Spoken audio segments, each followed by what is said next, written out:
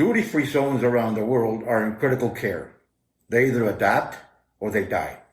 So stick around. I'll give you the answers you've been looking for and some of the solutions you will need to apply. Stay tuned.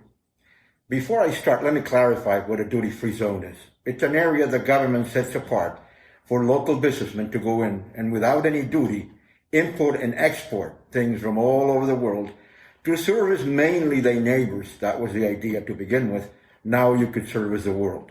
So it's a very specific zone to incentivize import and export, employment, which employs a lot of people, and better the economy. Now, the system they used was pretty simple. All you had to do, leave your country, travel all the way to that special zone where you were able to buy container loads of stuff at a very inexpensive price. You did have to travel and stay there. You had to physically be there, and you had to physically pay to be able to acquire this wholesale merchandise. It's all wholesale, by the way, or it used to be all wholesale. It actually worked pretty well. It worked pretty well till the internet showed up. When the internet showed up, everything started going downhill. Everything was made so easy by the internet that it made no sense anymore to travel. You could do everything pretty much from where you were. Being mostly a wholesale operation, well, businessmen thought, it's not going to affect us. They're still going to have to come. They still want to see the merchandise, and they still have to pay big amounts of money, and that can't be done over the internet. But that changed very rapidly. As the internet progressed and the speed of the internet progressed, everything changed. The payment gates were opened up for people that were not able to use them before. Speed was a lot better, so you can actually see pretty clear pictures of everything you needed. And now it certainly didn't make much sense to go there and spend all that money to buy. That mere fact created basically what would be the downhill of the duty-free zones. That's why many of them have closed. Now, you might think, well, do I have the authority or not to talk about it? Well, if you look up there, that's my grandfather, my father, and me. There's 3 generations working international business. It's over 100 years of doing international business, so trust me, I've seen how it changed. Even though I wasn't there at the beginning, I'm here at this point where the big changes are taking place. And that experience that I gained walking the world does me a lot of good now to tell you how to fix it, how to solve it. You see, the first thing I'm going to tell you is, if you want to fix a duty-free zone, it's not done from the duty-free zone out to the customers. It's backwards. It's done from the customers into the duty-free zone. Consider this. For the past 50 years, businessmen have sat in their offices waiting for all these people to come in. No marketing, no advertising, nothing. It was just word of mouth. People knew there was a duty-free zone where you could buy wholesale, and then you can go and spread that through the retail chain. So for 50 years, customers have served the businessmen in the duty-free zone. That is the old traditional way. The new way, which is the digital way, is backwards. Now, you have to serve the customer. You can't sit there and wait for him to fly in, because he's not going to do it. You have to think how to service the customer. What does he want? Is he pretty much knowledgeable about the digital era? Does he know how to turn on or off a computer? He's not being the one flying all the time to buy merchandise from you. He probably sends a salesman or a purchasing agent. So the actual owner and the actual customer has never, ever related with you at all, except maybe on the phone once or twice.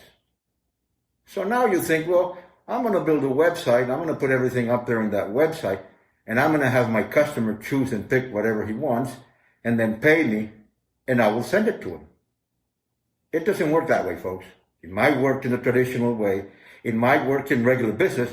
It doesn't work in the case of a duty-free zone. You have to think of the customer first. Anything you want to do to digitally transform a duty-free zone has to be from out of that country into that country. Now, you might think, well, let's contract a webmaster or somebody who knows how to do SEO, get up a website, get all my stuff uploaded up there in some server, and start offering that around the world. I'm going to do pretty well. You think so, right? So let me ask you a question. If you were the customer in Singapore or in Turkey or in Finland, I don't care, and you wanted to buy 5 containers of wholesale merchandise, to somebody across the world in some duty free that you don't even know? Would you as a customer send them $500,000, sit there in your office and wait for those 5 containers to arrive? Absolutely not, unless you're dumb. So the first thing you have to beat is trust and confidence. They don't know you. They're not going to send you any money. You're not going to sell a penny. If you think so, you're going to do it that way. You're not. Well, the second thing would be check out the speed of the internet in your country.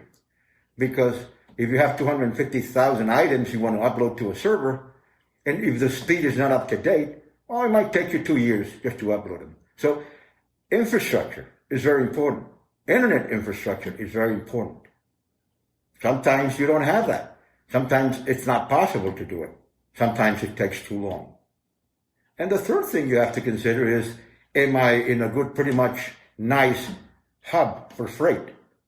You see, if it costs more to send stuff to the customer, he might as well just buy it in his country. He won't buy it from you.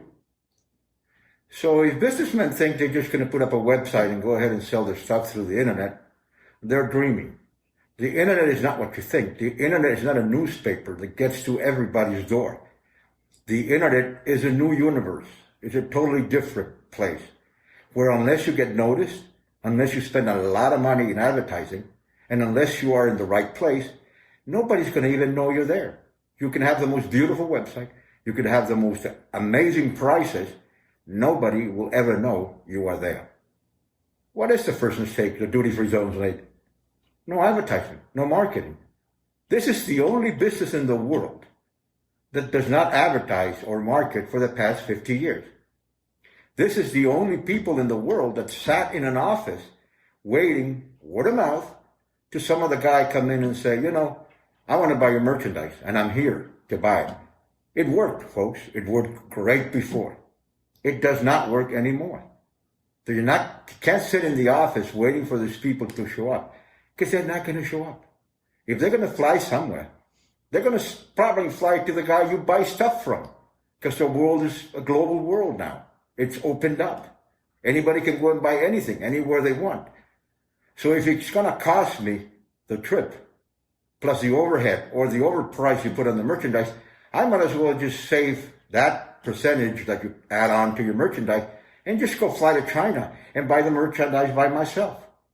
So I just want to make it clear, the old traditional way of doing business is no good anymore. You will fail. You will go broke.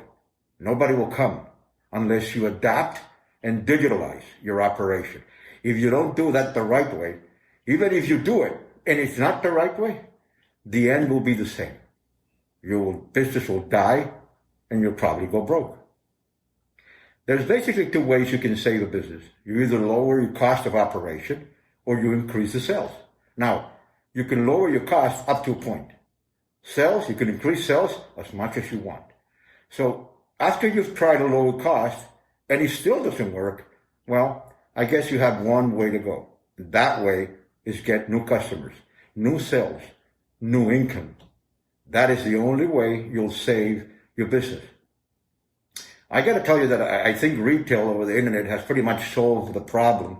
Over 60% of the merchandise sold retail now is sold over the internet. So I think the internet came and solved the retail problem pretty much.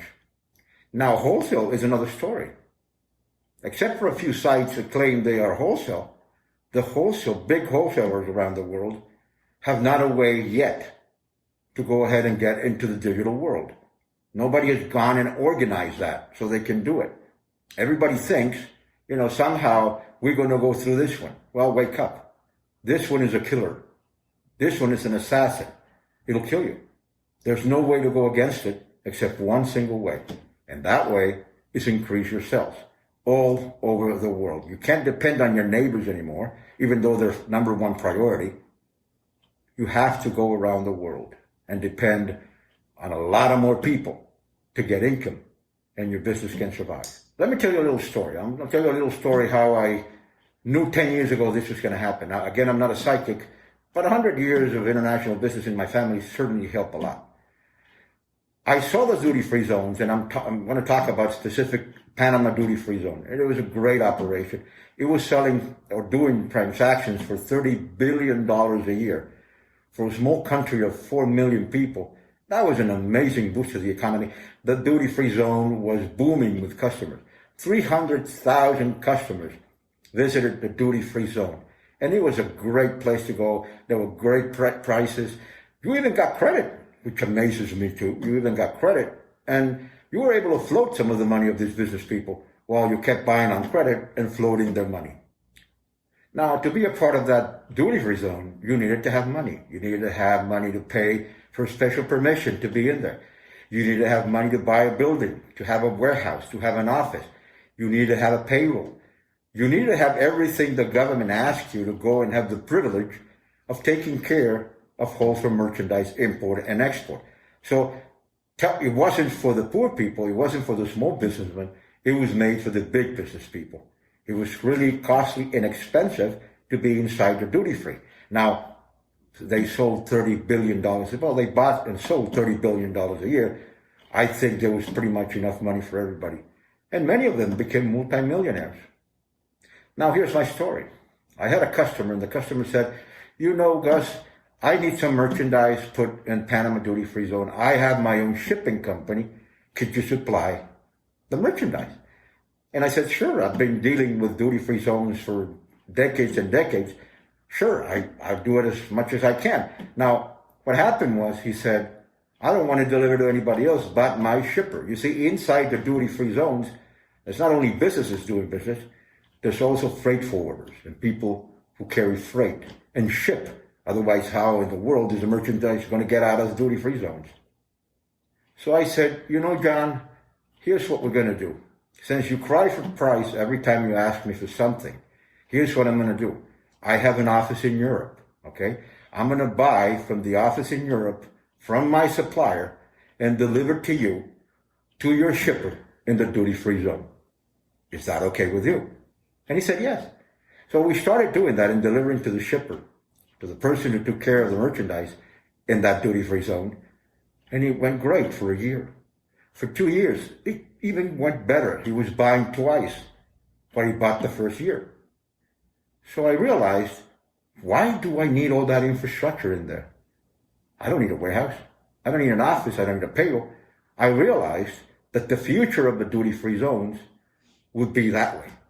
Would be a system by which you could sell to the customers, utilize the duty-free zone as a spot to deliver the merchandise, receive and deliver the merchandise, pay the small taxes. It's duty-free mainly. You have to pay a little 1%, maybe even less, of everything comes in and comes out, and save some money for the customer, get better pricing for the retail customers.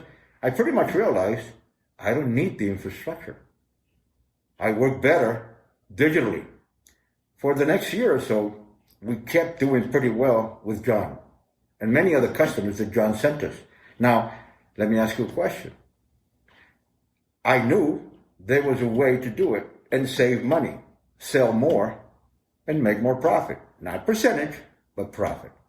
So I decided to go around Panama and visit the countries around Panama, which I'm not going to name, it doesn't matter. Most of the countries who, for 50 years, bought 60 to 70% of those $30 billion. I sat with each and every one of them. You can go see the videos on my YouTube. There are the videos of the conferences. There are the videos of me on TV telling everybody how to do business with the duty-free. There is the video of everybody I met. I met with manufacturers. I met with local people. There's so many things you have to do and you have to know before you offer them a solution.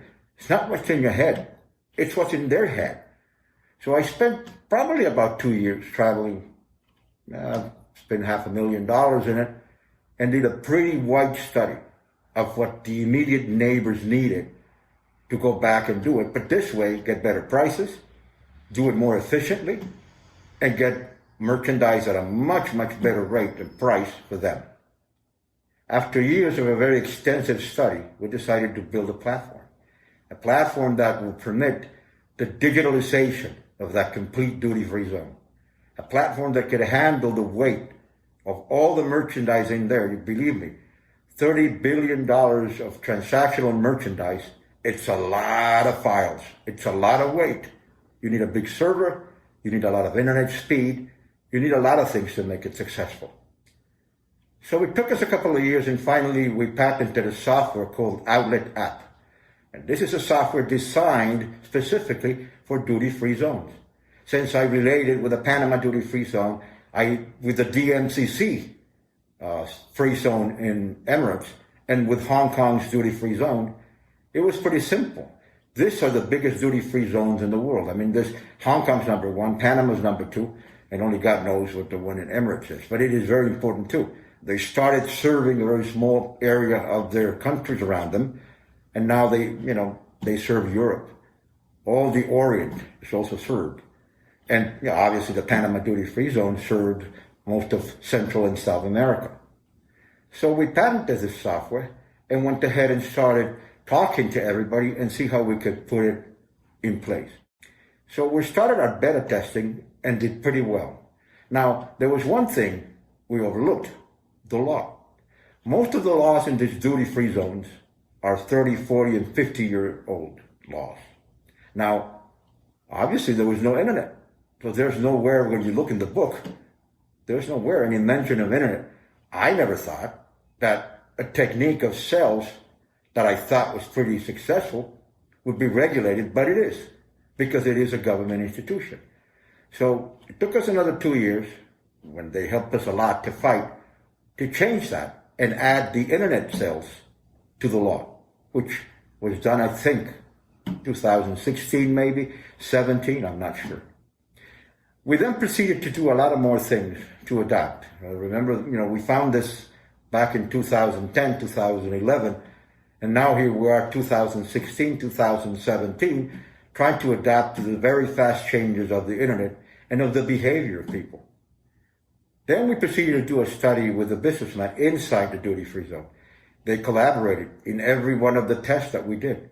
Now, we found there was a problem, and basically it was a problem with the generation that started the business in the duty-free zone. You see, when we started to approach these people, they say, if it's been working for 50 years, why change it? And this is obviously before 2015. We heard it a lot. It's been working. I've been here. My father was here. My grandfather was here. And it worked pretty well. Why would we change it? My answer was, like I say today, because you have to adapt.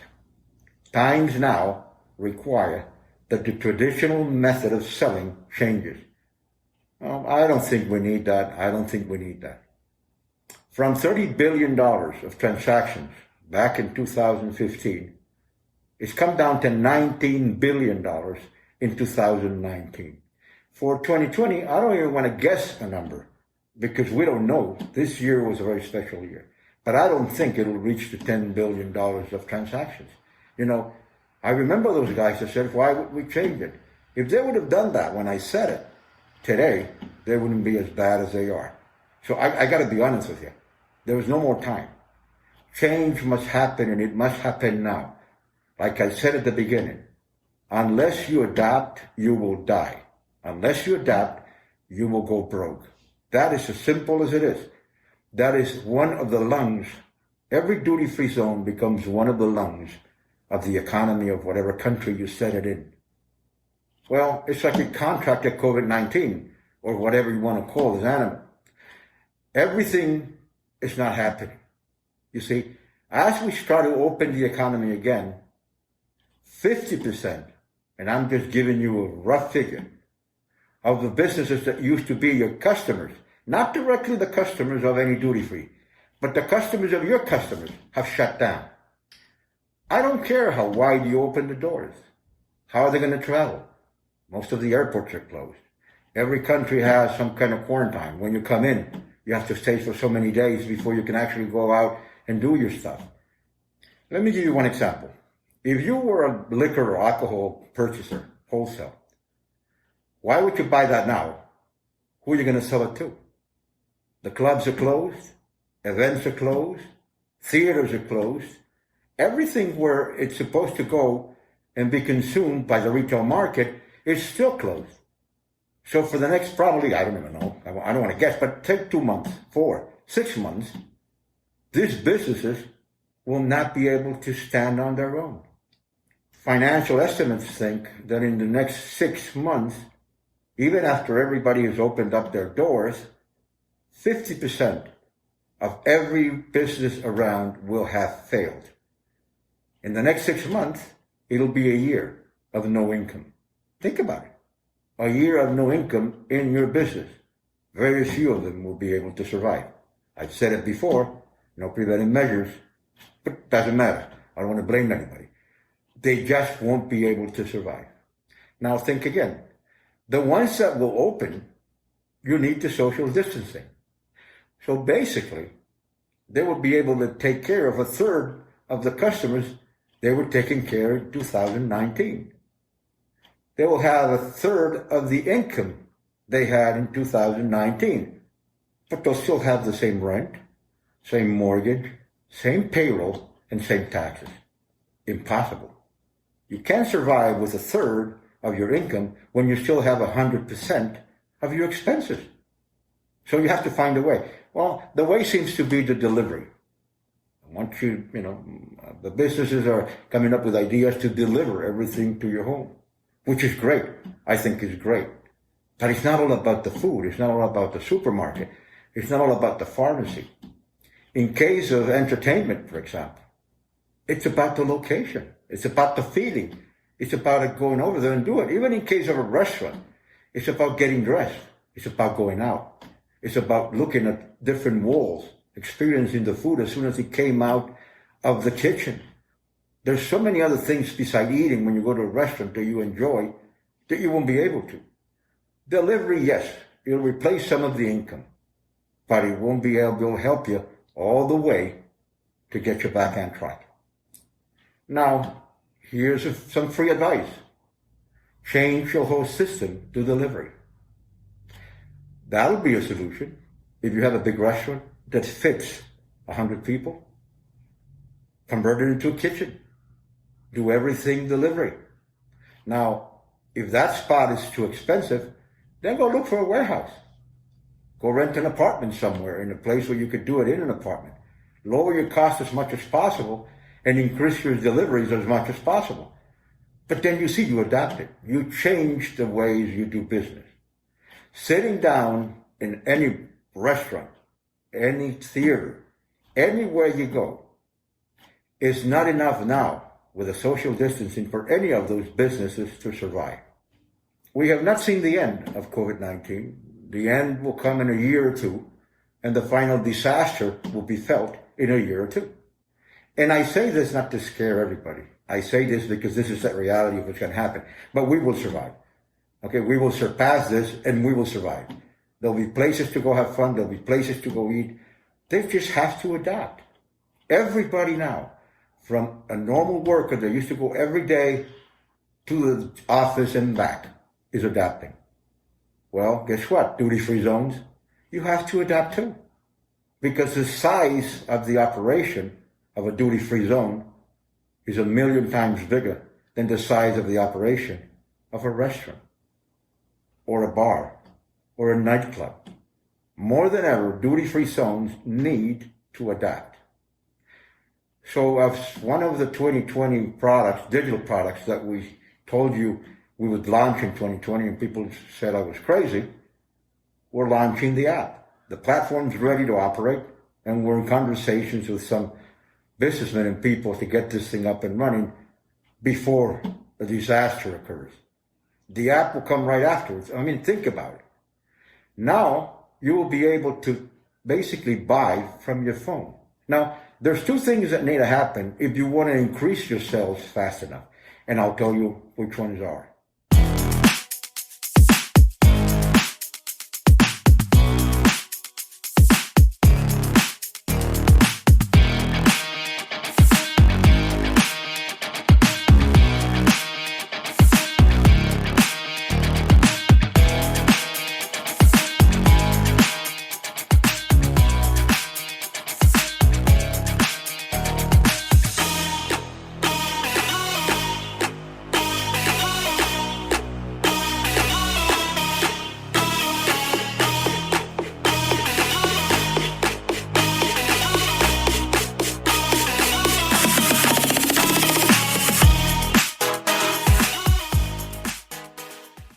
there's two main things you need to do.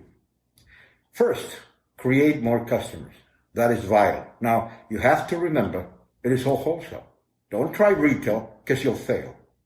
There's Amazon, eBay, and a dozen other ones like that taking care of retail. Don't compete with them. You won't make it. You don't need to, actually, because if you want to do retail, you can just open a store in Amazon and you'll be number one seller if you want. It all depends on your pricing. And don't forget, not like you've been used to, your advertisement and marketing. The second thing is you must consider that there's some operational costs that are gone. The trip, the hotels, everything that had to do with the old traditional system is gone. So better your price. You will still make the same percentage, just better your price. You'll sell more. You need a better lower your price, whatever you want to call it, to get more customers. If you're used to a system that worked for 50 years, it's not going to work now.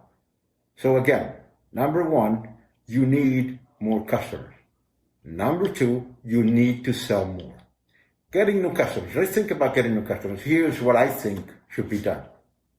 Most of the people that used to go to the duty-free zones bought $200,000, $300,000, $500,000 of wholesale merchandise. You used to sell by container loads. So now you want more customers? You're going to do something that's going to make you feel great. You're going to create new customers, new wholesalers.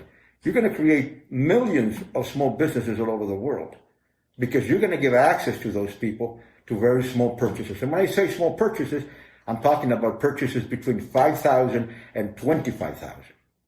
I'm talking about what, we know, like in the business, the wholesale business, 144 dozens, 144 pieces. So you're going to come down to make sure that here's a guy who's a bank executive and he's got a $25,000 Visa credit card. You want to give access to that guy to buy from his home and resell in his city. It might not be a $250,000 customer. All you need to get is 10 of them. This is the biggest side of the market. And you're not going into retail. You're just lowering the amount of merchandise you obligated them to buy. So you can get a lot of customers. I'd rather have 1 million customers buying $1 a day than 2 customers buying 1 million a day. It's as simple as it is. Your customers must change. In other words, you must have new customers. You must create employment, business opportunity everywhere in the world. And the way you do it is pretty simple. You see, if I had a $10,000 credit card, it wasn't be worth it to me to go buy, travel, and pay hotels and buy the stuff and then come back. All my profit will be gone. But thanks to the internet, thanks to the digital era, now I don't have to be there. Now I can buy it over the internet. So I take my $10,000 credit card, buy the merchandise, it gets delivered to my home. I sell in my community, my neighborhood, or my city, and I double the amount. For heaven's sakes, that's 80% of the market. They're retail buyers, but if you give them the chance to buy the same tennis shoes, instead of paying $100 to pay $20, trust me, they'll go get a second income or go get a second job. They'll set up some kind of shop in their homes. And I'm talking about mainly Latin America. People who just open up any business anywhere they got permitted to. So trust me, 80% of the market who is buying retail will keep buying retail. Now, they'll combine that with wholesale. They don't need a credit line. They don't need a bank. They already have a credit card. So if you lower your standards or your minimums of purchase and open a special section like we did on our app for people from 5,000 to 25,000, thousands of new customers will come and buy from you. I'm sure of that. Not only will be happy buying, but they'll be happy reselling. They will build their own businesses and become entrepreneurs. They'll make good money because you sold them at a very, very good price they could never, ever get from anybody, not even from the big wholesaler in their country, because he has to make a profit. That way you obligate that wholesaler to go and get new customers too and come back and buy more from you. Now, if that 5 to 25,000 section goes well, let's copy what others have done. Maybe you don't need to bring the merchandise all the way to your country. Maybe you can rent a small little warehouse and bring it into the country you have succeeded with that so badly. You don't work from an expensive office. You don't have any payroll. You just have a warehouse. You start creating hubs, freight hubs, delivery hubs, everywhere that business is going to grow. So now you just don't have one business, one shop in one location. Now you have a central location, one business, but hundreds or maybe dozens of little hubs. Do you find that method familiar? Have you heard of anybody else doing it? I'm sure you have. I don't want to say it, but I'm sure you have. The name is right here in your head.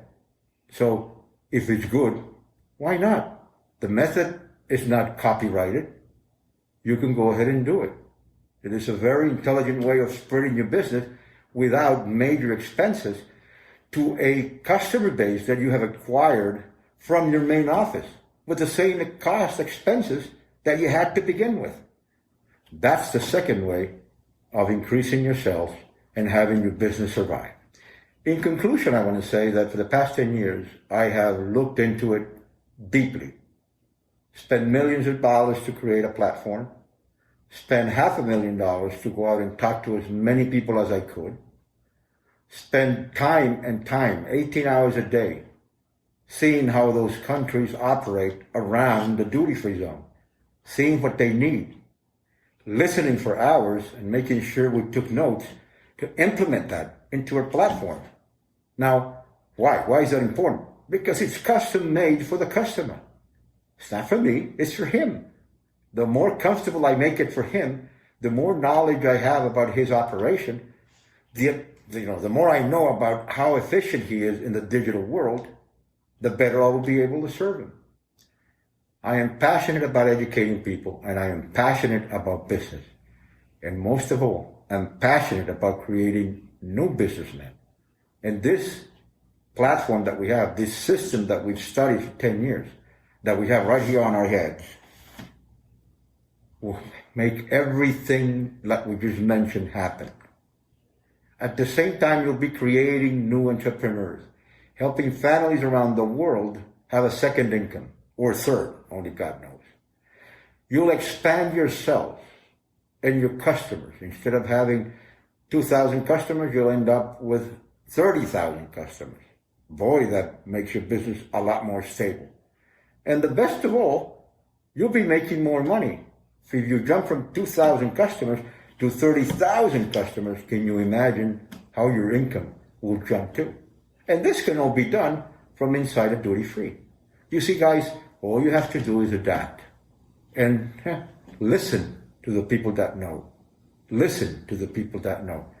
Because if you don't follow advice, I'll go to your funeral because your business will die. And I'm not being cocky and I'm not being know-it-all. They're already dying. I mean, just the sales in the duty frees have come down 50%. Some places 70%. Some of these duty-free zones will not survive, especially the big ones. The small ones, well, they'll adapt easier. The most recent ones, they'll adapt easier. But the ones that have been out there for more than half a century, not only is it very tough for them to adapt, kids born 25 years ago took them a year, maybe 2 years, to be able to use a computer. Kids born today takes them like 2 days to handle the computer, the iPad, and the smartphone better than you, who've had the phone for 3-4 years. Folks, it's a new era, and I call it the era of change. Adapt, mutate, whatever you need to do it. Because we knew it was coming. COVID-19 came as a curse and as a blessing. Because what we didn't want to do, now we have to do. What we didn't want to plan for, now we have to plan for. And the money we didn't want to spend, now we lost. So whatever is left, make sure you spend it well. Make sure you adapt to those who are being successful in changing their business and turning the business into a new way of doing business. For all you businessmen, business developers, strategists, politicians, governments, I hope you listen. I hope you listen so God can bless you the way you deserve. Last but not least, I want to apologize for the mask. Some people hate that I wear a mask, and I've received some pretty nasty messages. It's okay. Folks, my face is up there and it's all over the place. I think you need to stay safe.